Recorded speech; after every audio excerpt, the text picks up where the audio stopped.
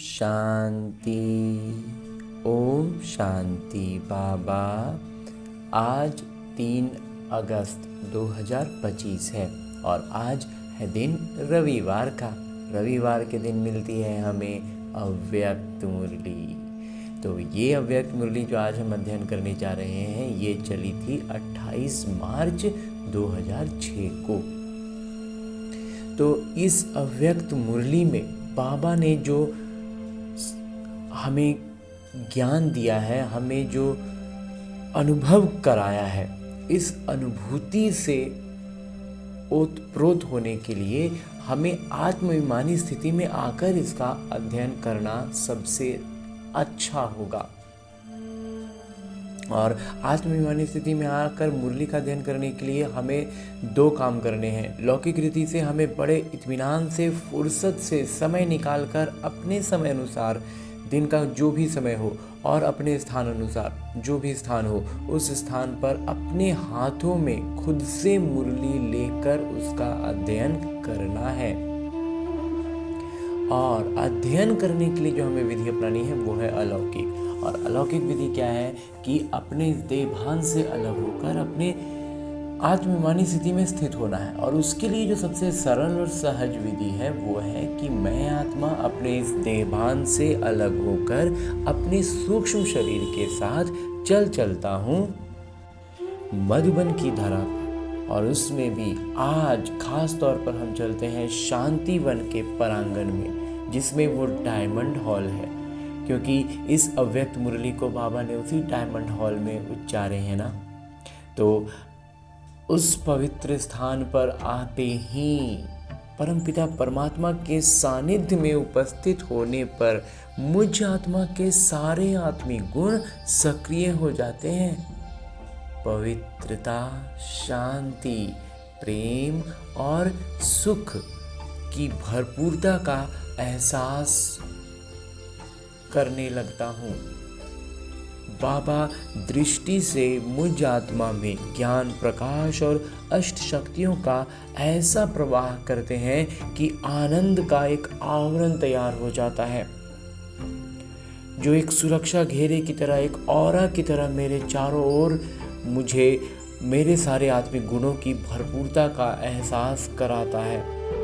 और इस आवरण की विशेषता ये है कि इसमें मैं और मेरे बाबा आमने सामने एकदम निकट में बैठ बातें कर रहे हैं। बाबा से मैं आत्मा अपने दिल की बहुत सारी बातें कहता हूँ, बहुत सी बातें जो मैं नहीं जानता हूँ, वो सारी बातों को लेकर, मेरे प्रश्नों का उत्तर को लेकर मेरे बाबा इस मुरली में सारा ज्ञान निहित कर देते हैं।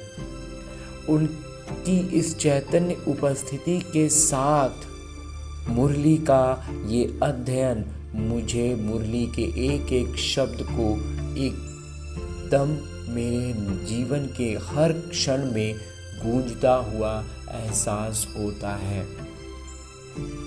बाबा, ऐसा लगता है कि बाबा निज तौर पर मुझसे बात करके मुझे ये सारी बातें कह रहे हैं। तभी तो मेरे बाबा मुझसे कहते हैं,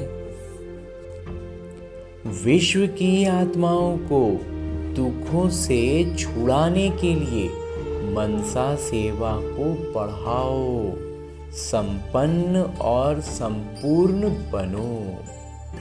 हाँ जी बाबा, आज सर्व खजानों के मालिक माता पिता अपने चारों ओर के सर्व खजाने संपन्न बच्चों को देख रहे हैं। माता पिता ने हर एक बच्चे को सर्व खजाने का मालिक बनाया है।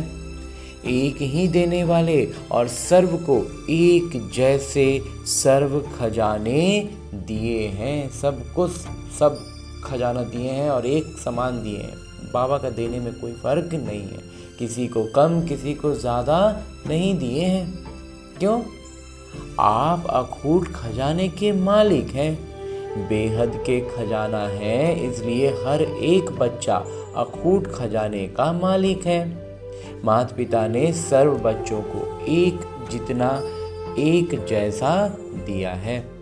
लेकिन धारण करने वालों में कोई सर्व खजाने धारण करने वाले हैं और कोई यथाशक्ति धारण करने वाले हैं। कोई नंबर 1 है, कोई नंबर वार है, कोई तो एकदम आगे है और कोई पीछे लगे हुए हैं। जिन्होंने जितना भी धारण किया है उन्हों के चेहरे से, नयनों से खजानों का नशा स्पष्ट दिखाई देता है। एकदम उनके नयनों से, चेहरे से ना स्पष्ट दिख जाता है कि वो कितनी धारणा में है। खजाने से भरपूर आत्मा चेहरे से, नयनों से भरपूर दिखाई देती है। जैसे स्थूल खजाना प्राप्त करने वाली आत्मा के चलन से, चेहरे से मालूम पड़ जाता है, तो ये अविनाशी खजाने का नशा, खुशी स्पष्ट दिखाई देती है। लौकिक में जब किसी के पास बहुत पैसा आ जाए ना, तो उसका चाल, चेहरा, चलन दिखने लगता है कि पैसा कमा लिया है। बिल्कुल वैसे ही है, बाबा कहते हैं हम यहाँ अलौकिक धन कमा रहे हैं, तो हमारे चेहरे से वो अलौकिकता दिखनी चाहिए ना। संपन्नता का फखूर बेफिक्र बादशाह बना देता है। जहाँ ईश्वरीय फखूर है वहाँ फिक्र हो नहीं सकता। बेफिक्र बादशाह, बेगमपुर के बादशाह बन जाते हैं। तो आप सभी ईश्वरीय संपन्नता के खजाने वाले बेफिक्र बादशाह हो ना। हाँ जी बाबा, बेगमपुर के बादशाह हो। कोई फिक्र है क्या? नहीं बाबा। कोई गम है? बिल्कुल नहीं बाबा। क्या होगा, कैसे होगा, इसका भी फिक्र नहीं। त्रिकालदर्शी स्थिति में स्थित रहने वाले जानते हो, जो हो रहा है वो सब अच्छा, जो होने वाला है वो और अच्छा। क्यों? सर्वशक्तिवान बाबा के साथी हो, साथ रहने वाले हो।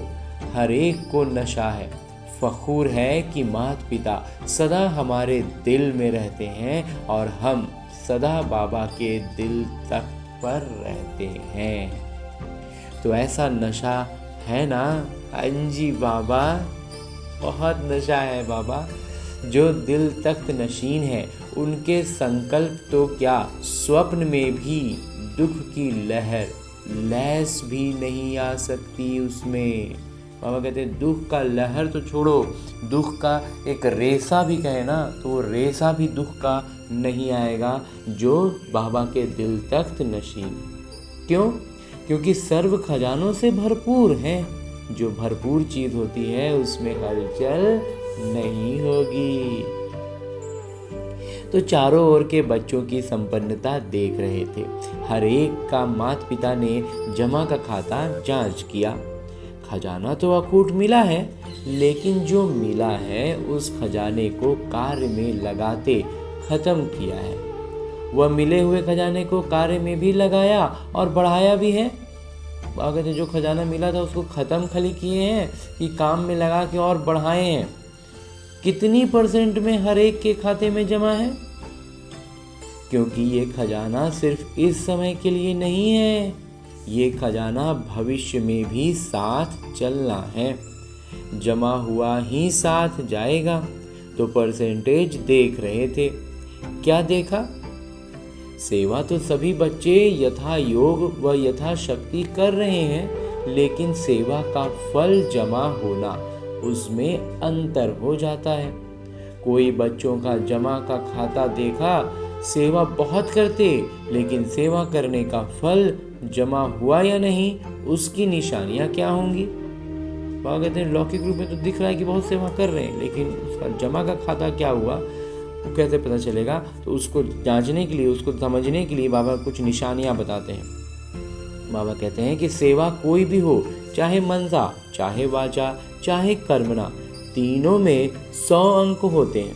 तीनों में 100 अंक हैं, तीनों में 100 है।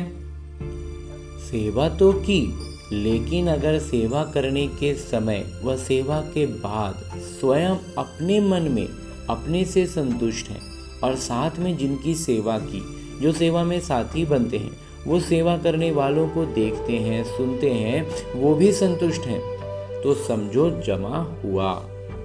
स्व की संतुष्टता सर्व की संतुष्टता नहीं है, तो % जमा का कम हो जाता है। बाबा कहते हैं अगर खुद तो लग रहा है कि बहुत अच्छा सेवा किए, लेकिन जो सेवा के साथी हैं उनको नहीं लग रहा है, तो बाबा कहते हैं कि वो आपका जमा का खाता कम हो गया, मतलब सर्वसम्मति से सेवा नहीं हुई।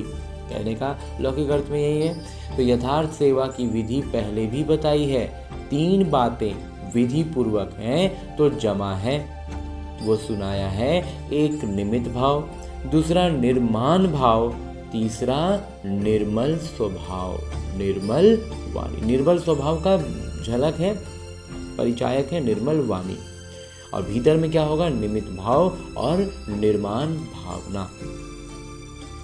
भाव, भावना और स्वभाव, बोल, अगर ये 3 बातों से एक बात भी कम है, एक है 2 नहीं है, 2 है 1 नहीं है, तो वो कमजोरी जमा की परसेंटेज कम कर देती।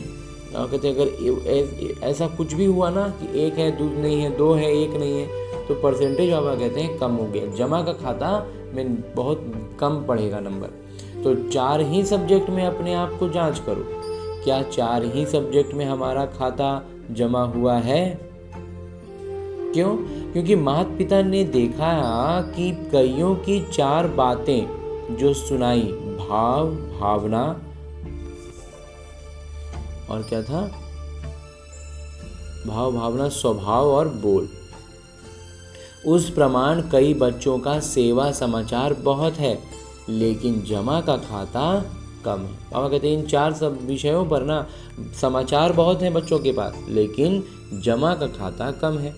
हर खजाने को जांच करो, ज्ञान का खजाना अर्थात जो भी संकल्प कर्म किया वो ज्ञानवान हो करके किया। बाबा कहते हैं जांच करने का विधि क्या है कि ज्ञान का जो भी खजाना है, अर्थात जो भी ज्ञान का खजाना का मतलब क्या? संकल्प हमें आता है कि हम इस बात को ऐसे समझा सकते हैं, ये बात ऐसी है, तो बाबा कहते हैं इसका मतलब कर्म किया तो वो ज्ञान, उस चीज़ को फिर हम बोलेंगे तो वो जो कर्म में आया, वाचा में आया, बाबा कहते हैं वो ज्ञानवान हो करके किए।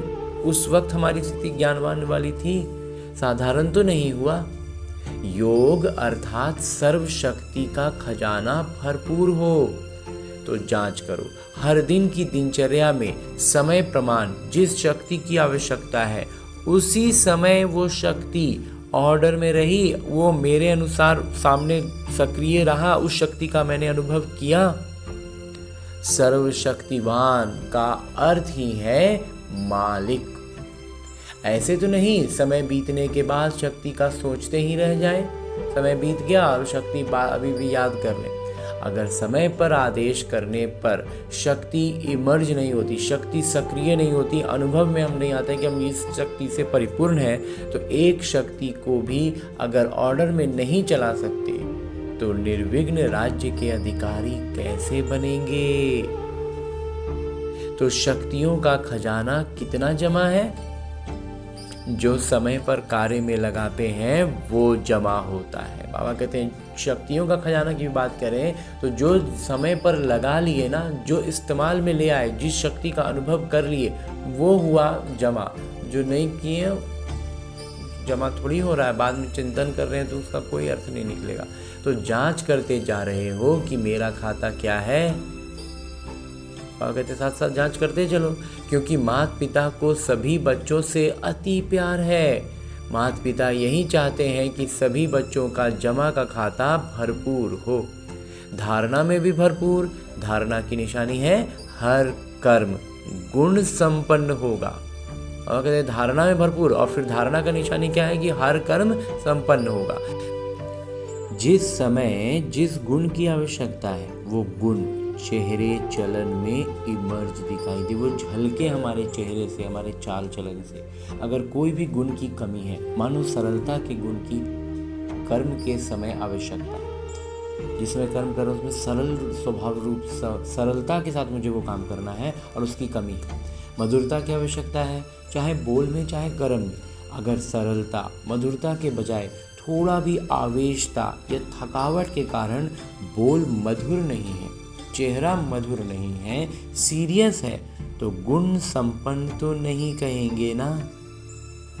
थोड़ा सा आवेश में आ जा रहे हैं, हल्का सा चिड़चिड़ा रहे हैं, दूसरों पर नहीं कर रहे हैं, लेकिन एकदम सीरियस हो गए हैं, थक गए हैं उसके कारण, बाबा कहते हैं तो वो संपन्न नहीं ना हुआ, गुण संपन्न नहीं हुए। कैसी भी परिस्थिति हो, लेकिन मेरा जो गुण है वो मेरा गुण इमर्ज होना चाहिए, मेरा गुण मुझसे झलकते रहना चाहिए। अभी शॉर्ट में सुना रहे हैं बाबा, अभी जल्दी जल्दी एक एक बिंदुओं को लेकर समझा रहे हैं। ऐसे ही सेवा में सेवाधारी की सबसे अच्छी निशानी है स्वयं भी सदा हल्का, लाइट और खुशनुमा दिखाई दे। सेवा का फल है खुशी। सेवा करें और खुशी में चेहरा ना हो, दिल से एकदम अंदर आत्मा से खुशी नहीं हो, तो वो खुशी झलकेगी नहीं। तो मतलब सेवा थोड़ी रहा। अगर सेवा करते खुशी गायब हो जाती है तो सेवा का खाता जमा नहीं होता। सेवा की, समय लगाया, मेहनत की तो थोड़ी परसेंटेज में वो जमा होगा, फालतू नहीं जाएगा। लेकिन जितनी परसेंटेज में जमा होना चाहिए उतना नहीं होता। जैसे कोई पढ़ने वाला बच्चा होता है तो वो 1 घंटे का एग्जाम में 100 क्वेश्चन सॉल्व कर देगा, और जो जिसका पढ़ाई में उतना कंसेप्ट क्लियर नहीं है वो 50 ही क्वेश्चन कर पाएगा। तो बिल्कुल वैसे ही है। बाबा कहते हैं जितना परसेंटेज जमा होना चाहिए उतना नहीं होता है।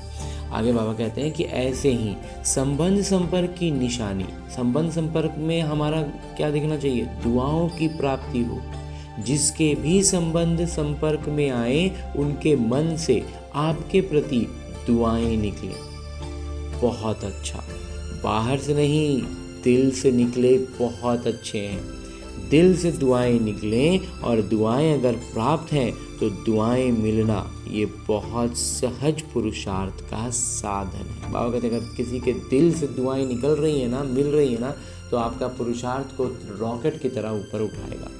भाषण नहीं करो, चलो मनसा सेवा भी इतनी पावरफुल नहीं है। कोई नए योजना बनाने आते हैं, कोई हर्जा नहीं। सबसे सहज पुरुषार्थ का साधन है दुआएं लो, दुआएं दो। सबसे सहज बाबा कहते हैं। अगर बहुत ज़्यादा मनसा में शक्ति नहीं अभी महसूस करते हैं कि मेरा मनसा सेवा में इतना ज़्यादा शक्ति अभी जमा हुआ है, तो बाबा कहते हैं दुआएं तो ले सकते हो ना। सबसे सहज है दुआएं देना और दुआएं लेना। ऐसे माता पिता कई बच्चों के मन के संकल्प रीड करते हैं। आज बाबा कह रहे हैं कि मन के संकल्प को रीड करते हैं। कई बच्चे समय अनुसार, परिस्थिति अनुसार कहते हैं कि अगर कोई खराब काम करता है तो उसको दुआएं कैसे दें? उस पर क्रोध आता है ना, दुआएं कैसे देंगे? फिर क्रोध के बाल बच्चे भी तो बहुत हैं। लेकिन उसने खराब काम किया, वो खराब है, आपने ठीक समझा कि ये खराब है, ये निर्णय तो अच्छा किया, समझा अच्छा। लेकिन एक होता है समझना, दूसरा होता है उनके खराब काम, खराब बातों को अपने दिल में समाना। समझना और समाना फर्क है। एक हुआ समझ गए और एक हुआ उसको समा रहे। अगर आप समझदार हो, क्या समझदार कोई खराब चीज़ अपने पास रखेगा? लेकिन वो खराब है, आपने दिल में समाया, अर्थात आपने खराब चीज़ अपने पास रखी, संभाली। समझना अलग चीज़ है, समाना अलग चीज़ है। समझदार बनना तो ठीक है, बनो, लेकिन समाओ नहीं। ये तो है ही ऐसा, ये समा लिया। ये जो हम कहते हैं ना, ये तो है ही ऐसा, बाबा कहते हैं ये हो गया हमने अपने भीतर उसको समा लिया। ऐसे समझ करके व्यवहार में आना ये समझदारी नहीं है। और फिर ये समझ लेकर के हम व्यवहार करेंगे ना, तो वो नफरत, वो चिड़चिड़ापन, वो सारी चीज़ें मेरी वाणी से झलकेंगी, तो वो समझदारी नहीं हुई ना।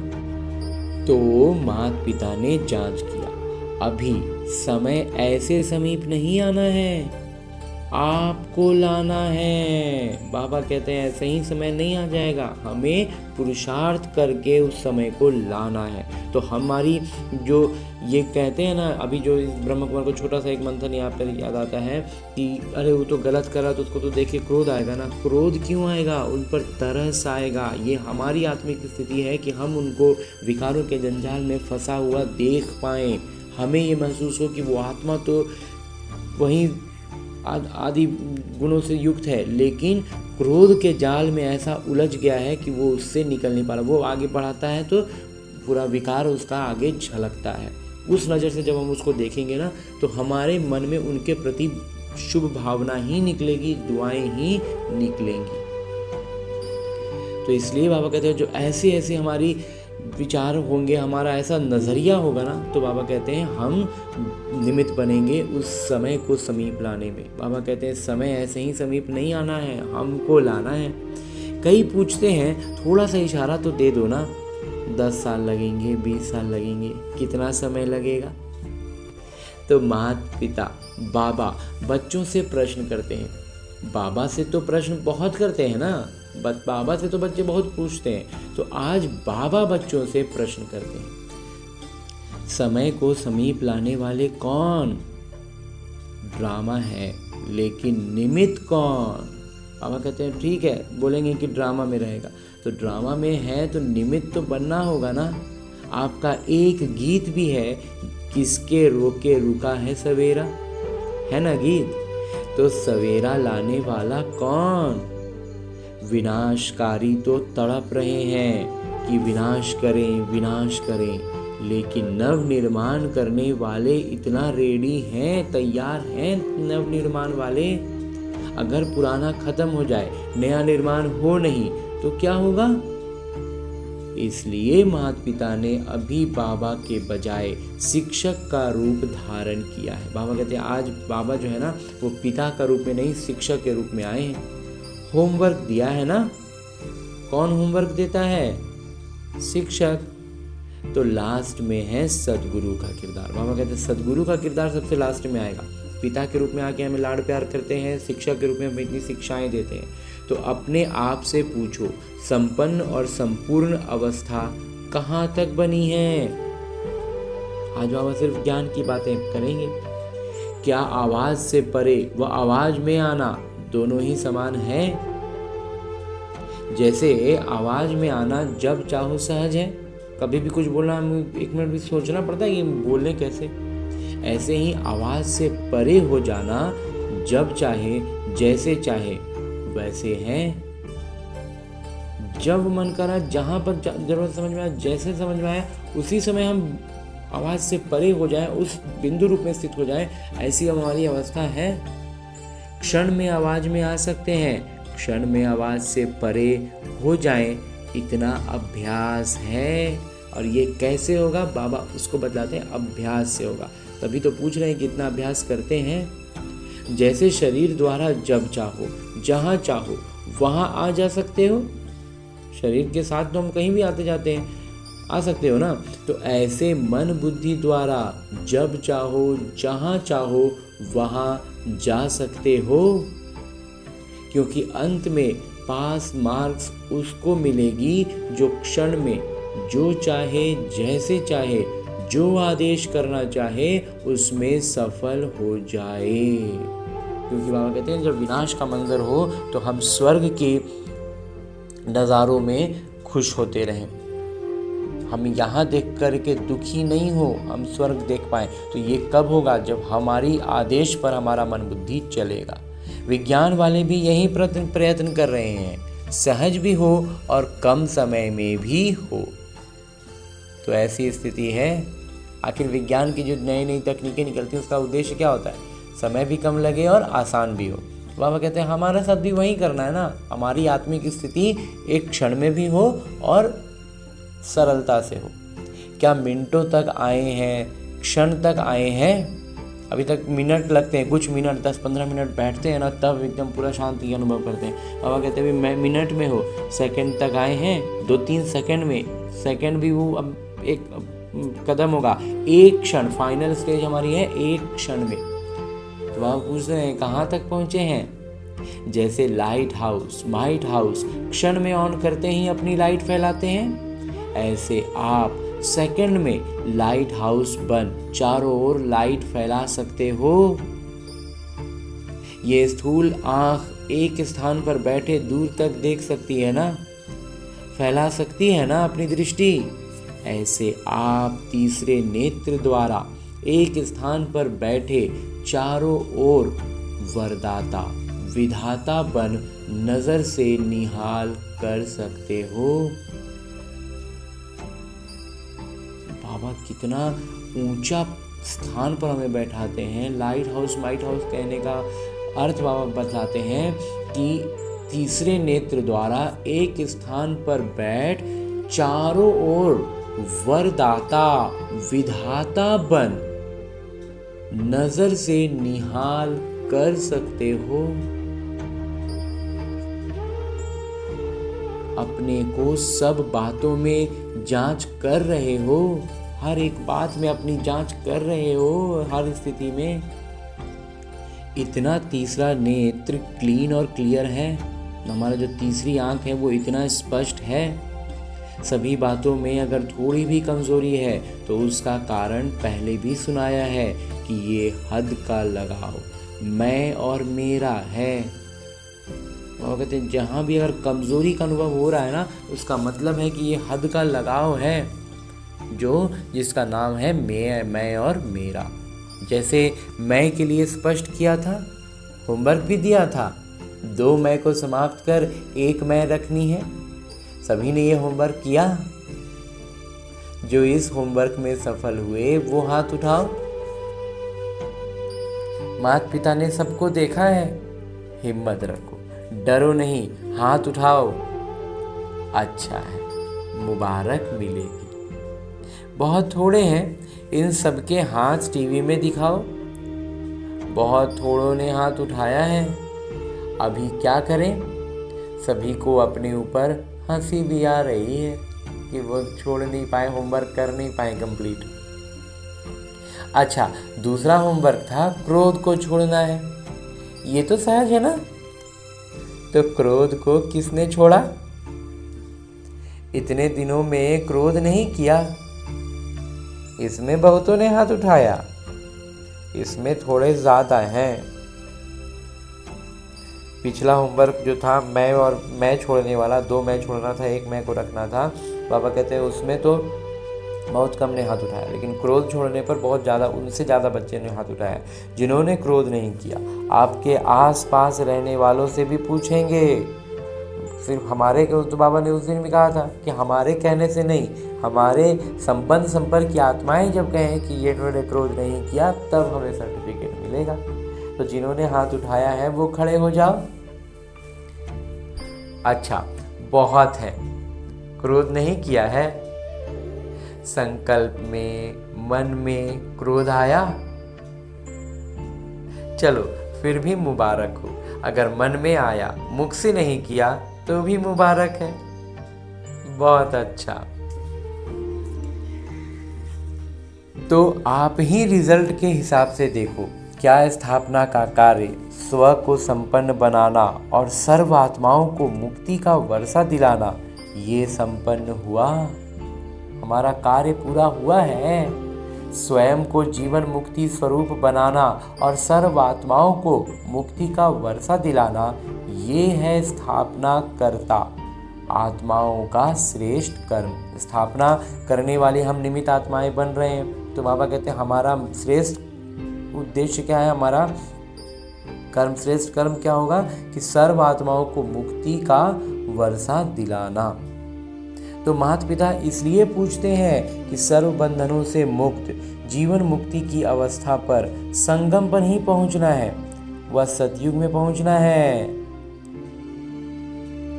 बाबा कहते हैं जीवन मुक्ति की जो अवस्था है उस पर संगम पर ही पहुंचना है, वह सतयुग में पहुंचना है। संगम में पहुंचेंगे तब तो सतयुग में पहुंचेंगे ना। अगर संगम पर नहीं पहुंचे, बाबा का साथ मिल कर के भी नहीं पहुंचेंगे, तो सतयुग में फिर हमारी प्रवेश ही बंद हो जाएगा, त्रेता के लास्ट में पहुंचेंगे।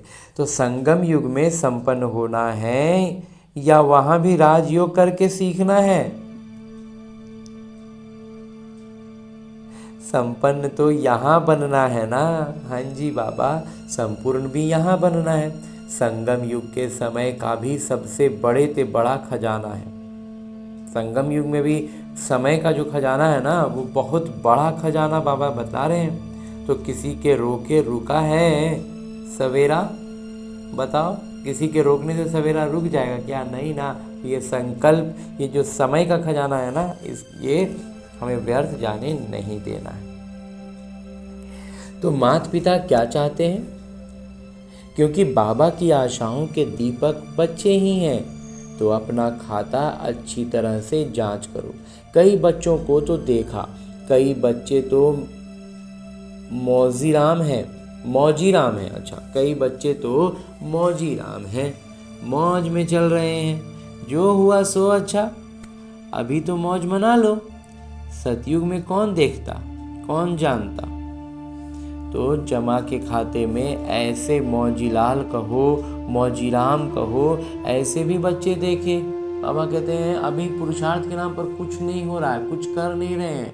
अरे जितना हो रहा है, जो हो रहा है ठीक है ना, सतयुग कौन देखा, अभी फिलहाल ठीक ठाक सब चल रहा है ना, चलो मौज कर लो। ऐसे बच्चों को बाबा देखते हैं। दूसरों को भी कहते, अरे क्या करना है, मौज करो, खाओ पियो मौज करो, कर लो मौज। बाबा भी कहते हैं कर लो। अगर थोड़े में राजी रहने वाले हो तो थोड़े में राजी हो जाओ। विनाशी साधनों की मौज अल्पकाल की होती है। सदा काल की मौज को छोड़ अगर अल्पकाल के साधनों की मौज में रहना चाहते हैं तो माता पिता क्या कहेंगे? इशारा देंगे और क्या करेंगे? बाबा तो इशारा ही देंगे ना, हमें ज्ञान से अवगत कराएंगे, हमें याद दिलाएंगे। कोई हीरो की खान पर जाए और 2 हीरे लेकर खुश हो जाए, उसको क्या कहेंगे? तो ऐसे नहीं बनना। हीरो के खान पर बाबा हमें पहुंचा रहे हैं और हम 2 हीरा लेकर के हमको 2 हीरा मिल गया। अति इंद्रिय सुख के मौज के झूले में झूलो, अविनाशी प्राप्तियों के झूले की मौज में झूलो। ड्रामा में देखो, माया का भी किरदार विचित्र जो है ना, विचित्र है। इसी समय ऐसे ऐसे साधन निकले हैं जो पहले थे ही नहीं। अभी तो माया का जो एक से एक रूप निकल के आ रहा है जो पहले कभी था ही नहीं। लेकिन बिना साधन के भी जिन्होंने साधना की, सेवा की, वो भी तो एग्जाम्पल सामने है ना। बिना साधन के भी उन्होंने बहुत सेवाएं की हैं। तो आज हम सेवा में भी कहते हैं कि सेवा के लिए साधन चाहिए। तो बाबा कहते हैं देख लो, वो भी उदाहरण है। क्या ये साधन थे, लेकिन सेवा कितनी हुई? क्वालिटी तो निकली ना, आदि रत्न तो तैयार हो गए ना। ये साधनों की आकर्षण है। साधनों को यूज करना गलत नहीं कहते हैं, लेकिन साधना को भूल साधन में लग जाना, इसको माता पिता गलत कहते हैं। बाबा कहते हैं साधन का इस्तेमाल करने को बाबा सीधा सीधा गलत नहीं कहते हैं, लेकिन उसके प्रभाव में आकर के साधना छूटती है ना, तो गलत हो जाता है। साधन जीवन के उड़ती कला का साधन नहीं है। हमारी उड़ती कला का साधन ये लौकिक साधन नहीं है, आधार नहीं है। साधना आधार है। अगर साधना के बजाय साधनों को आधार बनाया तो रिजल्ट क्या होगी? साधन विनाशी है, रिजल्ट क्या? रिजल्ट भी हमारा विनाश हो जाएगा, मतलब पतित हो जाएगा। तो साधना अविनाशी है, उसकी रिजल्ट क्या होगी? वो हमें अविनाशी सुख देगा ना। अच्छा, चारों ओर के बच्चों के पुरुषार्थ और प्यार के समाचार पत्र माता पिता को मिले हैं। माता पिता बच्चों का उमंग उत्साह देख ये करेंगे ये समाचार सुन खुश होते हैं। सब अपना अपना योजना बताते हैं, बाबा ऐसे करेंगे, बाबा ये करेंगे। सब सुनते देखते हैं, बाबा तो खुश होते हैं। अभी सिर्फ जो हिम्मत रखी है, उमंग उत्साह रखा है, इसको बार बार ध्यान दे प्रैक्टिकल में लाना। जब प्रैक्टिकल में लाना ना, तो इस उमंग उत्साह को याद रखना कि हम कितना उमंग उत्साह में योजना बनाए हैं। तो उस योजना को प्रैक्टिकल लाने में भी उतना ही उमंग उत्साह बरकरार रखना।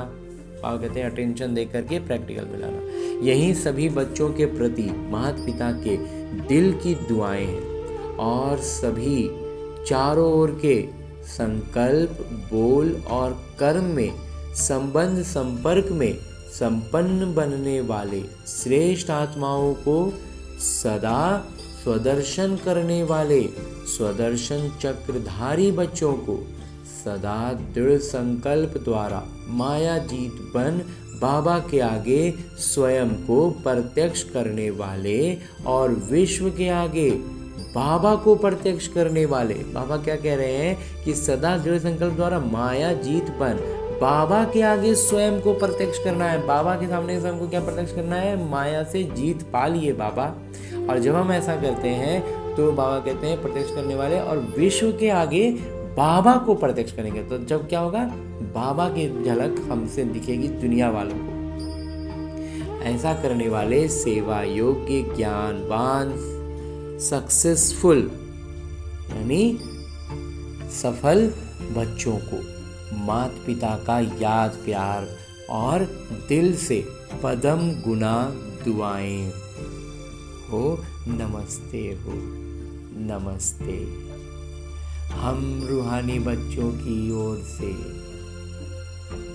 रूहानी माता पिता को याद प्यार और प्रणाम।